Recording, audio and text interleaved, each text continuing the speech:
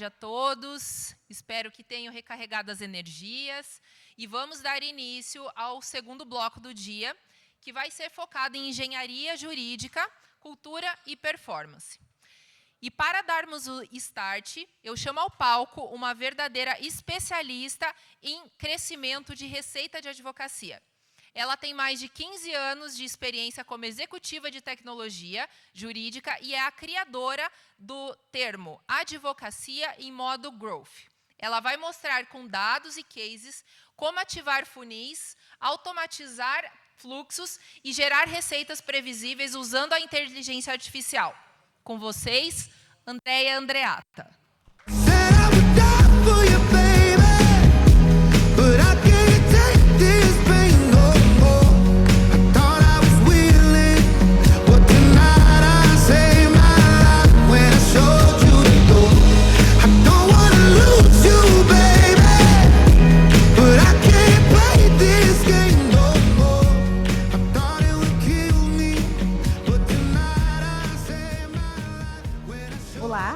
Boa tarde a todos. Eu vou descer para conversar com vocês. Prefiro ali, não aqui do palco, mas é um prazer estar aqui falando desse tema tão relevante e desse tema também que eu tenho bastante experiência. Eu era executiva na Preâmbulo Tech, não sei se vocês conhecem, já ouviram falar, né, do CPJ, e saí em fevereiro desse ano para tocar alguns projetos e ajudar outras empresas e outros escritórios de advocacia também a escalar a receita. Então, é sobre isso que a gente vai falar hoje. A minha apresentação, pode colocar?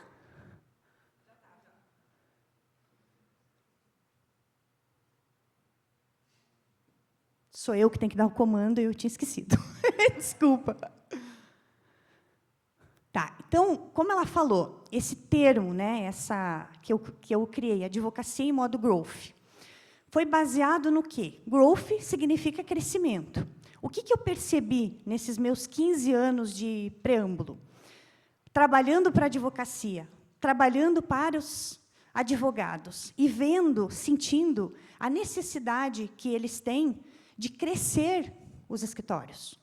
Hoje, tem um foco muito grande no controle, na gestão do processo, mas não tem um foco e um controle, né, estratégico sobre geração de demanda.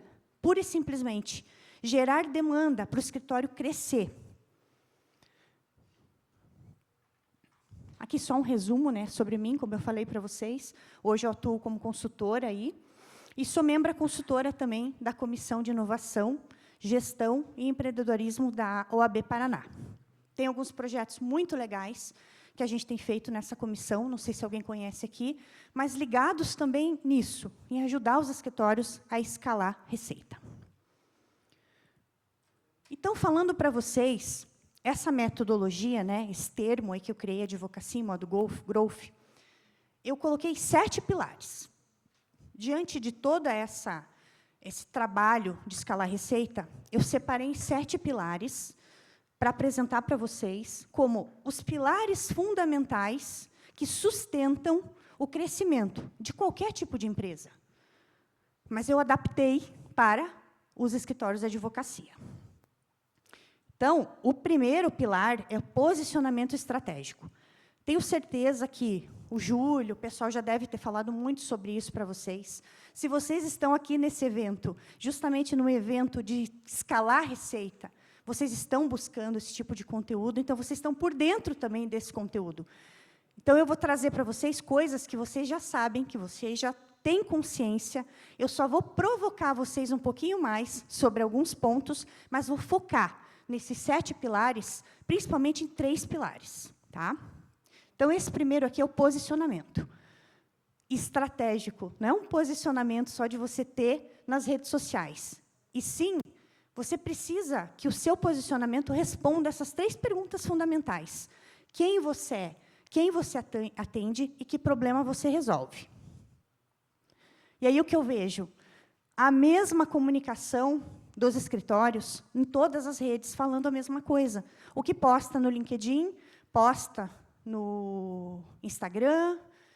E não, pessoal, a gente tem que ter um conteúdo personalizado para cada canal. Vejo pouca movimentação também dos advogados no YouTube, trazendo conteúdo em vídeos. Nós temos muitos especialistas em tantas áreas, e é, sim, uma estratégia de posicionamento trazer vídeos, trazer conteúdos em cada canal. Então, quando você olha para Google, é o teu site, ou como você é buscado hoje. Quando você olha para o YouTube, é trazer conteúdos, não é mesmo? Ali, formato de vídeo, e não só escrito, artigos no LinkedIn também, né? É algo muito forte também. Posicionamento seu no WhatsApp. Também há um posicionamento e também há uma estratégia. Como você recebe os leads que chegam no escritório hoje? Como você atende o seu cliente no escritório hoje? Geralmente é o WhatsApp. Lá tem um posicionamento adequado? Tem lá pessoas que sabem sobre tudo o que o seu escritório oferece?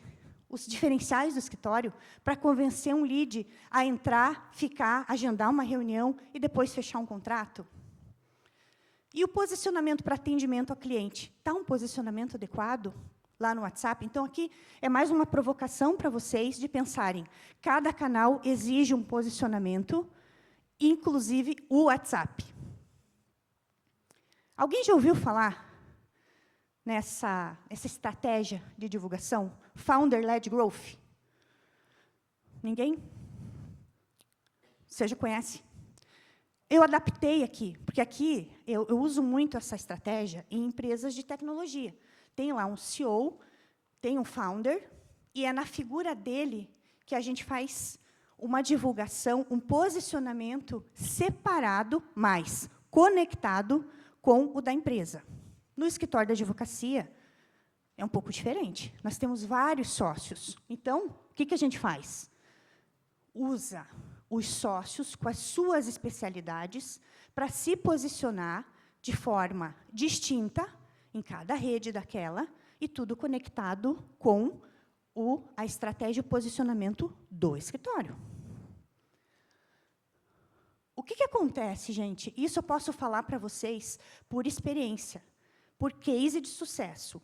Empresas que têm usado as figuras dos sócios para se posicionar, para trazer um conteúdo especialista, tem um resultado muito diferente. Então, o escritório deixa de ser uma marca institucional genérica e passa a ser um ecossistema com múltiplos nomes, cada um liderando um canal de crescimento, porém, todo mundo conectado. Então, pensem, avaliem esse tipo de estratégia, se faz sentido lá no teu escritório.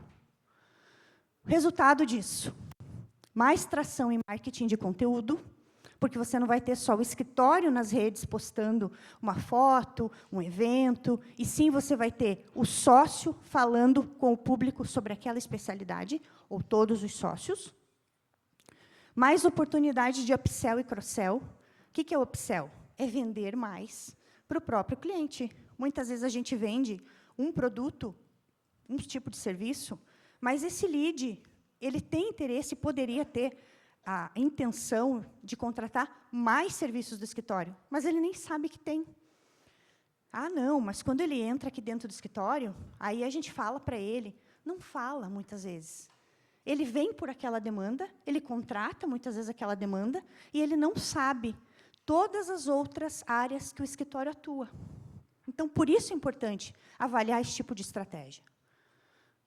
Mais confiança do cliente, né, que enxerga o especialista e não apenas o escritório, e um posicionamento mais forte no mercado. Transformando o escritório em uma marca viva, feita de especialistas visíveis, reconhecidos e conectados com o mercado. Tá? Então, essa é a mensagem final que eu deixo aqui para vocês sobre esse pilar. Hoje, olhe para os seus canais digitais. O que eles comunicam sobre vocês? Autoridade, clareza e foco? Ou apenas presença? Essa frase, a provocação que eu trago para vocês, final, sobre esse pilar de posicionamento. Depois, a gente vem no segundo pilar com gestão de marca. Mais do que logo, nome ou site, é como o mercado percebe você. Sua postura, sua comunicação, sua consistência da presença digital.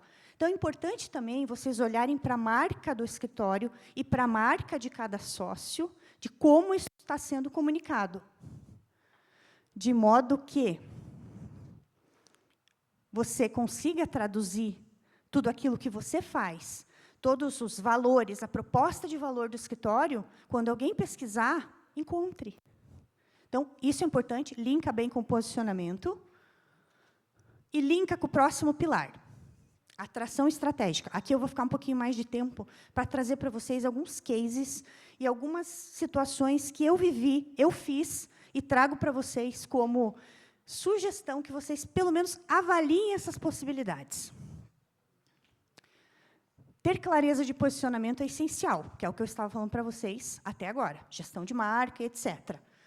Atração estratégica não é postar uma vez por mês e esperar ser lembrado, e sim criar movimento. É presença ativa, digital e presencial. E quando a gente fala de presencial, a maioria das empresas e dos escritórios de advocacia, hoje, atua como espectador. Igual vocês estão aqui, hoje, como espectadores de um evento sobre um tema que vocês estão buscando o crescimento do escritório, certo? Mas isso é importante, é claro, sempre a gente consumir conteúdo, a gente participar, mas o que eu quero provocar vocês é vocês saírem um pouco da condição de plateia e ir para a condição de protagonista. É essa provocação que eu faço para vocês aqui, nesse pilar. Primeiro ponto, escolha os tipos de eventos para você estar e para você brilhar. Você tem participado de eventos, por exemplo, na OAB, onde você é protagonista, você está trazendo um tema, você está provocando e trazendo a discussão? Tem, claro que eu sei que tem mais de, acho que 80 comissões, tem muito conteúdo sendo feito lá. Mas o OAB é um exemplo. A gente fala de outros tipos de evento, tipo a B2L. Vocês participam de eventos lá como palestrante, trazendo também um conteúdo? Muitas vezes a gente aguarda ser convidado, né? Como participante, como palestrante. Mas o que eu quero provocar vocês aqui é vocês também provocarem a participação mais ativa disso. Como eu faço? Tem advogado que me procura e fala, como é que eu faço para fazer uma palestra no congresso lá da OAB? Eu era palestrante, divulguei, e aí veio uns 8 advogados. Como é que eu faço para ser palestrante, por exemplo, nesse congresso aí da tua comissão? Olha, você tem que se inscrever, você tem que participar, você tem que... Então, assim, tem um interesse, muita gente já tem essa percepção, mas falta dar esse passo, ir atrás, ver como participar disso de uma forma, né, como protagonista. Participar também de hackathons e eventos de inovação.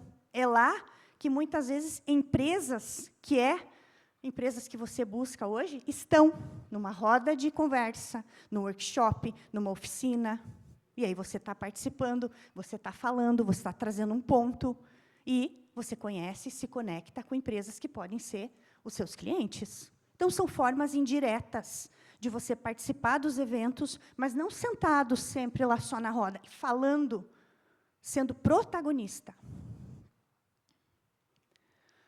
Podcast, live, webinar. Também vejo bastante como participante.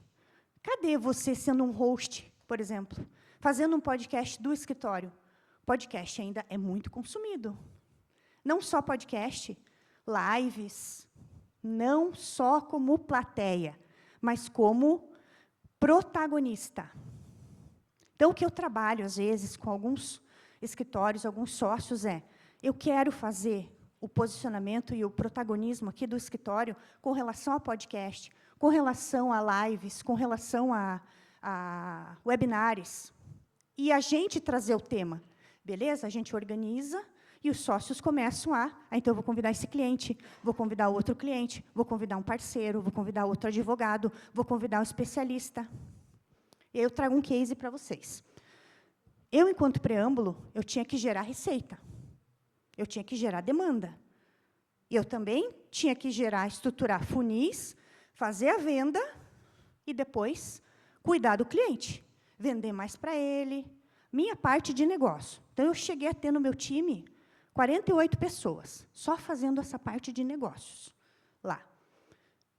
Então, imagine o meu desafio em chegar em escritórios de advocacia, perfil topo da pirâmide, escritórios grandes. Uma das estratégias que eu criei é, vamos fazer um podcast chamado Legal Growth, que eu montei na época, e eu convidei alguns escritórios de advocacia para falar comigo no podcast. Eles não eram clientes. Então, eu convidei o Tosini, por exemplo. O Tosini foi lá, conversou comigo, nós conversamos sobre marketing. Eu chamei o CMO, o diretor de marketing.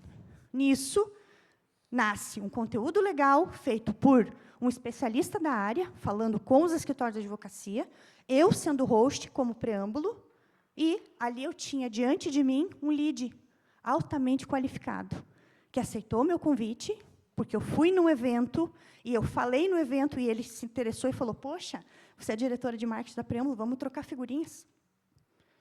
Então, eu consegui um lead através de um convite para um webinar, para um podcast. Vocês entendem? O tipo de conexão que a gente pode fazer quando a gente é protagonista e quando a gente passa a fazer, não, eu vou fazer os eventos do escritório, eu vou promover podcasts, eu vou promover webinars, lives e eventos, vou até pular esse aqui que eu já falei bastante, eventos assim como esse. Aqui eu trago outro case para vocês.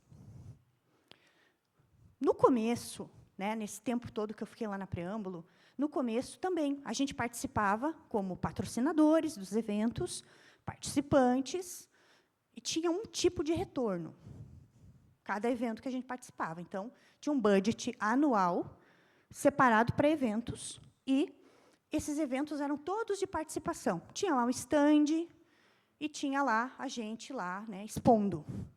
A virada de chave foi quando eu falei, não, mas a gente não vai mais fazer isso. A gente só vai participar de eventos daqui para frente, seja na OAB, seja na B2L, seja na Future Law, seja onde for, como protagonistas. Então, tem palestra, a gente está dentro. Se não tem palestra, a gente não participa mais. Isso foi a virada de chave para a Preâmbulo. Vocês não imaginam como eu consegui escalar vendas, escalar a receita e aumentar a amplitude da comunicação da Preâmbulo depois que a gente tomou essa decisão. Então, a gente saiu de plateia e a gente foi para protagonista. Essa é a diferença. Aqui, nesse caso, lá eu estou falando, né, de Fenaló, B2L e tudo mais. Aqui, foi outra virada de chave, recente, essa estratégia. Eventos pequenos, com, no máximo, 20 advogados, que é o nosso foco, né? Trazer o CPJ, trazer as soluções para escritórios de advocacia do porte X, Y, Z. Então, a gente convidava para eventos 20, 22 pessoas no máximo, que é o modelo que vocês podem fazer. A gente convidava e colocava posicionado na mesa um cliente já que usava o nosso sistema, daquele porte, que era o mesmo que eu ia convidar uma lead, que não conhecia ainda a gente, sentado do lado do Vander e a Cristina, como uma lead, e eu sabia que o Vander atendia o Banco do Brasil, por exemplo, né? Porque ele é o meu cliente. E aí eu convidava, poxa, eu vou convidar a Cristina, que é do escritório X, não é nosso cliente ainda, mas ela atende Banco do Brasil. Então, ela sentava do lado do Vander. Então, eu fazia essas plaquinhas aqui, ó, e colocava já previamente os nomes, porque eu já determinava aonde que a Cristina ia sentar. Por quê? Porque isso é estratégia. É um evento pequeno, não custa muito caro, e é um evento que altamente qualificado. Olha a troca que o Vander pode ter com a Cristina nesse tipo de evento. Eu fazia o pitch, e eu não fazia um pitch para vender o CPJ.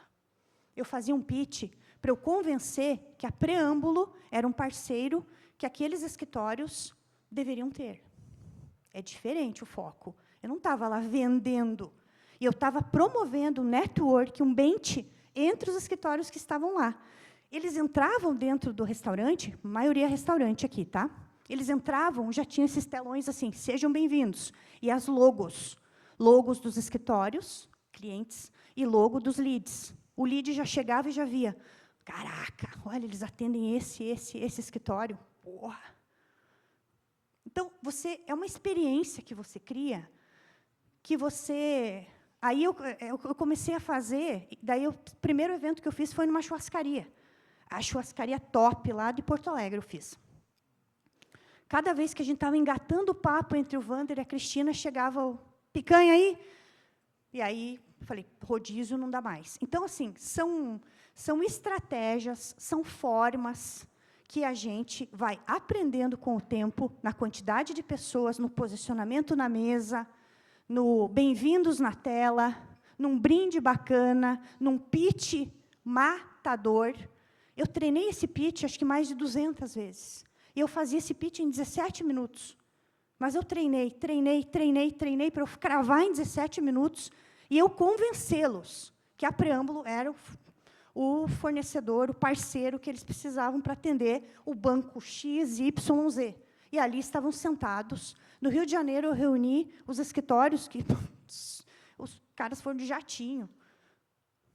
Então, assim, grandes ou pequenos, eventos ainda trazem muito resultado.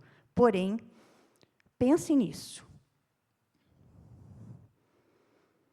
Protagonista ou plateia. É essa a provocação que eu deixo para vocês. Pegue a sua agenda aí dos próximos 30, 60, 90 dias, ano que vem. Você selecionou um budget para isso? Selecionei, só para participação. Mas e cadê os promovidos pelo escritório? Não só, deixa eu voltar aqui que eu esqueci de falar uma coisa para vocês. Não só para eu convencer a Cristina a contratar o meu serviço e conversar com o Wander e ver que realmente a gente, né, tem estrutura para atender. Mas o Wander, meu cliente, também, no meu pitch, eu já falava tudo o que tinha de novidade. Então, eu fazia muito upsell. A receita, gente, que vem disso, é muito estratégica e muito importante. Eu vendo para um novo cliente e eu vendo mais para o meu próprio cliente. Eu faço negócios. Então, você fazer um pitch explanando, falando sobre um determinado tema, traz um especialista, mas você aproveita e fala sobre tudo que o teu escritório entrega, de serviços, de como é a tua atuação no mercado, para um grupo pequeno de pessoas, misturando o teu cliente e não cliente, eu falo para vocês que é uma estratégia que dá muito certo. Por isso que eu coloquei a atualização, a atração de novos clientes e relacionamento e retenção do meu cliente no mesmo evento. Eu tentei fazer os eventos só para Cristina, só leads, mas é difícil. Difícil convencer alguém a ir no restaurante para assistir um pitch, mesmo que seja um restaurante top, mas para ver um pitch de uma empresa que nunca viu. Então, eu mesclava. Senão, eu conseguia 5, às vezes, lead, e eu tinha 15 clientes. Mas a quantidade de upsell, de vendas, de atualizações e novos serviços que aquele cliente não sabia, eu aproveitava e fechava ali. Então, é altamente rentável e não é caro o investimento nesse evento.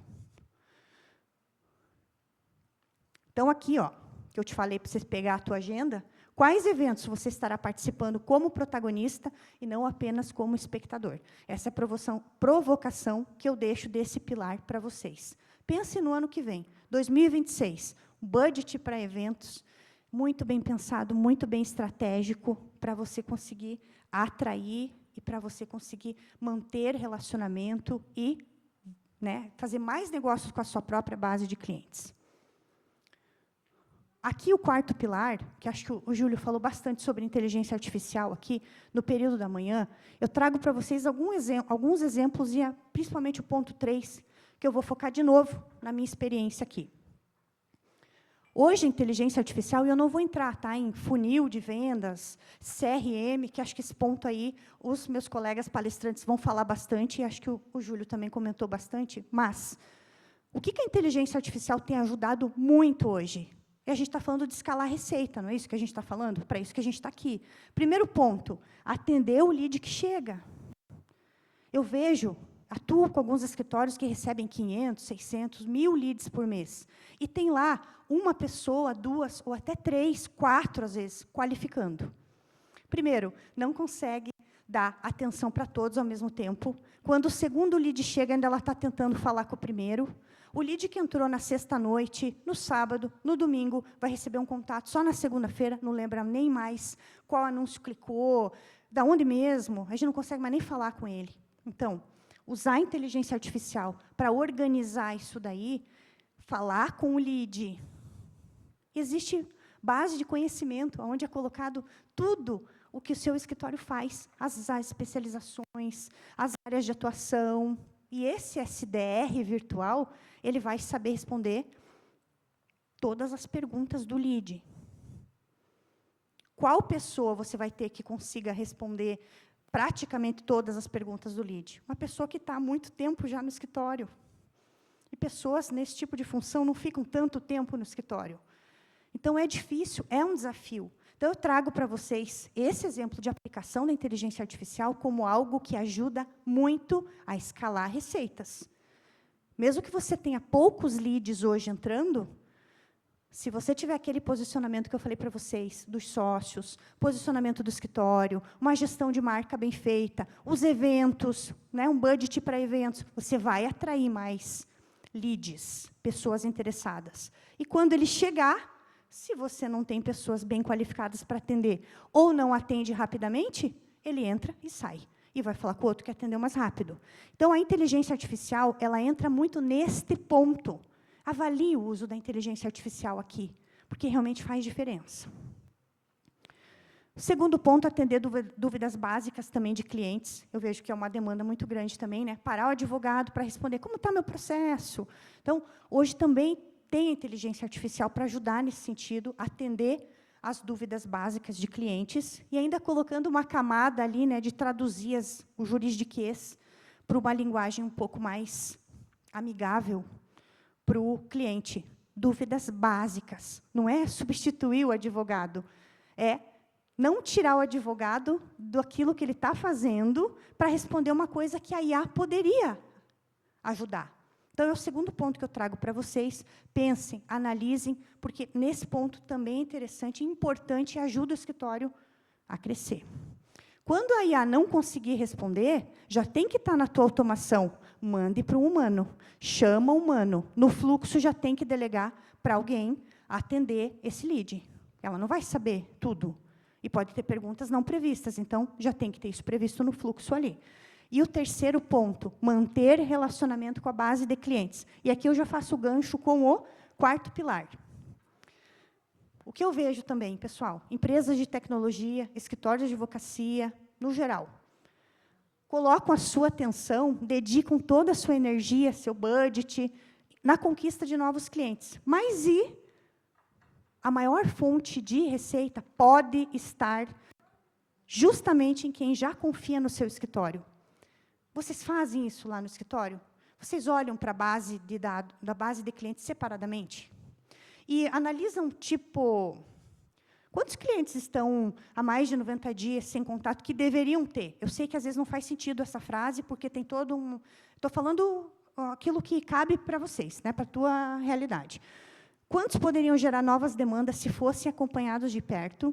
Quantos poderiam indicar seu escritório hoje? Aí, eu volto aqui na inteligência artificial.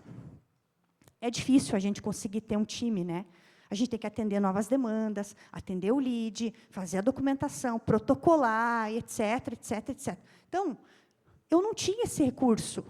Eu tinha um time de 14 pessoas que ficavam ligando para a base de clientes.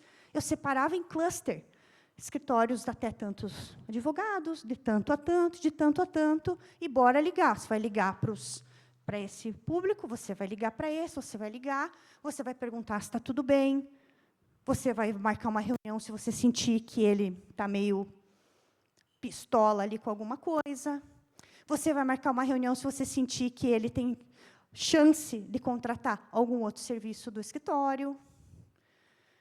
Então, eu fazia isso com pessoas. Agora, imagina você utilizar o recurso da inteligência artificial para te ajudar nisso também. Imagine você selecionar a tua base em clusters, né, separados por área ou por ticket do teu cliente, depende lá da tua operação.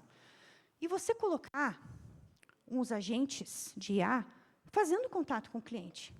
Olá, Chayane, desculpa. Olá, Chayane. Como é que estão as coisas aí na tua empresa? Né? Eu vi que você não fez contato com a gente nos últimos... Aquela demanda que você falou com o doutor tal, foi resolvida? Ah, foi. Tá. Você está ligada aí nos impactos da reforma tributária aí na tua empresa? Sei lá, puxando o assunto para outras coisas. Vamos supor que o escritório dela atue com também a parte tributária. E aí, na conversa vai, conversa vem, deixa eu te mandar aqui um material que a gente tem sobre a reforma tributária. Ou, você não quer marcar uma reunião, então, com o doutor Rafael? Ele é o especialista em tributário aqui no nosso escritório. Aí o cliente pode falar, não, mas eu nem sabia que vocês faziam também parte tributária. Poxa, a gente está super preocupado aqui, 2026. Meu Deus, tem um monte de coisa já mudando, tal, da reforma tributária. Preciso disso urgente. Beleza, marcou uma reunião. Então, veja, não é só para venda, não estou falando isso, eu estou falando relacionamento. No relacionamento, na conversa, na abordagem, você resolve problemas, você retém o cliente e você descobre novas oportunidades. Ou ele, o teu cliente, descobre serviços que ele não sabia que o teu escritório tem. Como é difícil ter um time especialista para falar com o cliente, muitas vezes o cliente sabe mais do que o nosso próprio time. Porque a pessoa que está ligando acabou de entrar, está em treinamento, e aí queima o filme, ligando para um cliente, ele pergunta um negócio, a pessoa não sabe responder, fala, pelo amor de Deus, vai perder meu tempo. Né? Então, inteligência artificial, uma base de conhecimento, né, bem estruturada, bem feita, com tudo que o escritório tem, os prompts, as conversas, a abordagem com esse cliente, muito bem pensada estrategicamente, pode, sim, render bons frutos. Pesquisa de NPS. Vocês já fizeram alguma vez pesquisa de NPS com cliente de vocês? Não? NPS é um indicador bem interessante, tá? Onde o cliente dá uma nota de 0 a 10. Se ele indicaria o teu escritório para um amigo. E aí, dependendo da nota que ele der, até 6, se ele der 6, ele é um detrator. Se ele der 7 ou 8, ele é neutro. Isso na pontuação, né, genérica. Se ele der 9 ou 10, ele é um promotor. Opa! Mandei uma pesquisa de NPS para ele, por um agente, pelo WhatsApp. Ele respondeu, e eu começo uma conversa com ele. Poxa, Chayane, a gente mandou a pesquisa aqui, vimos que você deu nota 5. Me conta mais. Porque nada de digite 1 para não sei o quê, 2 para não sei o que lá. Não é isso? É uma linguagem natural, uma conversa. Por isso que eu digo, a IA está aqui para ajudar, mas tem que ser muito bem pensada, estruturada, aplicada e acompanhada, para ver se ela está fazendo certo. Uma vez feito isso, eu começo a falar com os meus detratores, para descobrir por que ele não está legal, por que ele não está satisfeito com o meu escritório. Eu começo a falar com os neutros, que estão quietos, e quem está quieto também não é legal. E o promotor, que legal, hein? Adoramos a sua nota e tal. Me conta um pouco sobre teus novos desafios. Me conta um pouco sobre o teu planejamento para o ano que vem. Não sei, estou dando exemplos aqui. Nessa, você me indicaria? Ou, né? E aí você, num contexto, você pode receber uma indicação ali, por exemplo, através disso.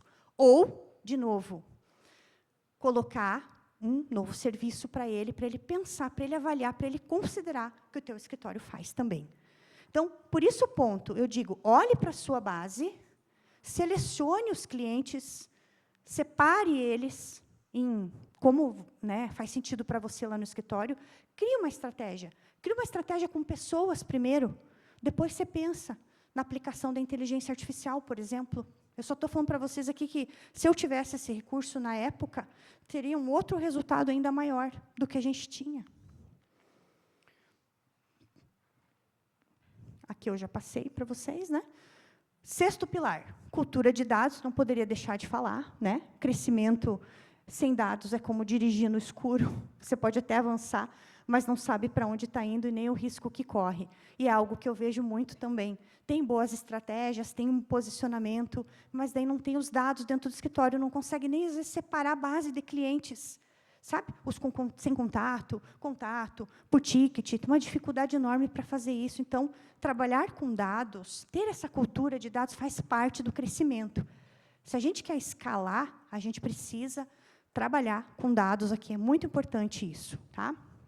Já está indo o meu tempo ali, então eu vou passando aqui rapidinho. E o 7º pilar, que é o último aqui do meu conceito, né, de advocacia em modo growth, é escalabilidade sustentável. Então, escalar não é apenas crescer, é manter qualidade, constância e controle. Adianta a gente crescer e daí a gente perder os clientes, porque a gente daí não tem um atendimento técnico adequado? Então, tem que estar todo mundo conectado. Por isso existe planejamento estratégico, por isso existe toda essa discussão para que a gente consiga chegar numa escala, num crescimento. A gente fala escala aqui, parece que é voar no foguete. Não, eu estou falando de um crescimento estratégico, planejado, que você precisa fazer lá no escritório. Então, faltou aqui, né? Aqui, ó. O que a escalabilidade exige, gente? Processos bem definidos. Tem isso lá no escritório hoje? Processos bem definidos? Ponto 1. Ponto 2. Time preparado? Para vocês pensarem. Tem time preparado lá no escritório hoje? Estou falando o time preparado com mindset de crescimento, de receita. Não estou falando só de time técnico, tá? Tem IA operando nos bastidores? Vocês avaliaram a inteligência artificial ou para atender leads, para qualificar, ou para falar com a sua base, ou para fazer atendimento básico para o seu cliente, ou para outras? Eu não estou entrando aqui na parte da gestão processual, tá? Não estou falando da inteligência artificial que classifica a publicação, que agenda, distribui os prazos, agenda, monitora processos, faz protocolo em lote. Não estou falando disso. Estou falando da parte de crescimento de receita mesmo, tá? A principal lição da minha trajetória, como eu falei para vocês, e o crescimento que eu tive e que eu consegui trazer para Preâmbulo é muito grande. Só que, gente, escalar receita nunca é improviso. A gente não consegue fazer isso no improviso. Escalar receita é método, é visão e é tecnologia atuando juntas, não separadas também. Então, não adianta ter lá o time da IA, o comitê da inovação, tem que estar conectado com as outras coisas.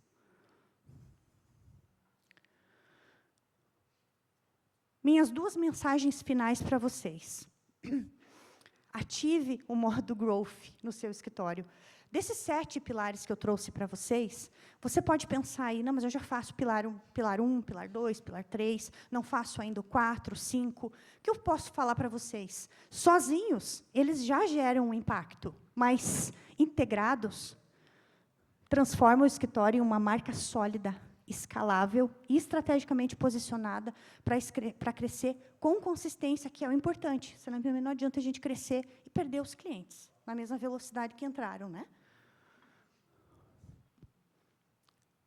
E aí, mensagem final para vocês, assim, com toda a experiência, com toda a transparência, com todo tom de provocação que eu quero deixar aqui para vocês. Crescer não é automático, é intencional, é estruturado, é estratégico. E se você chegou até aqui, se você está aqui nesse evento, é porque você já está buscando esse tipo de conteúdo. Se você está aqui desde a manhã, com certeza o Júlio já falou bastante sobre isso. Então, você, e tudo isso que eu trouxe para vocês, espero que eu tenha convencido também vocês a olhar, né, para esses pilares, avaliar e implantar. Então, você sabe o que precisa fazer. Agora é com você. Muito obrigada pela atenção de vocês. Obrigada também, Júlio, pelo convite. Cadê o Júlio? Muito obrigada pelo convite. É um prazer enorme estar aqui, né, tentando trazer para vocês um pouco da minha experiência, da minha trajetória, de coisas que eu já fiz que não funcionaram, de coisas que eu já fiz que funcionaram. Então, é muito tempo testando, é muito tempo trazendo, né? Espero ter conseguido convencer vocês aí a olhar para esses pilares para crescer, tá? Desejo sucesso demais para vocês, tá? Tchau.